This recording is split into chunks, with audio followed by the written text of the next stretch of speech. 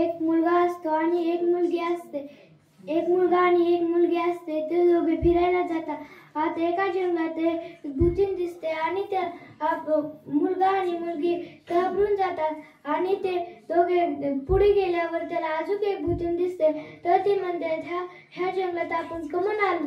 तर ती मुलगी म्हणते की आपण फिरायला आलो. तर मुलगा म्हणतो हो आपण तर फिरायला आलो, पण ह्या जंगलात भूत आणि भूतीन कसं काय दिसतात आपल्याला. ते मुलगी म्हणते की ह्या दुसऱ्या जंगलात यायचं सोडून आपण दुसऱ्याच जंगलात आलो. तर मग मुलगा आणि मुलगी घाबरून गेले.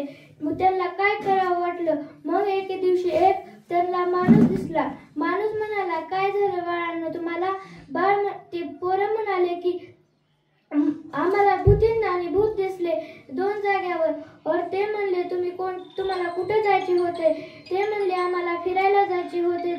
तर त्यांनी एक युक्ती सुचवली की आपण ह्या माणसाला नेऊ सोबत आणि त्यांना भूतीन आणि भूतापाशी सोडून येऊ आणि पळून जाऊ. आजची कथा मला सांग.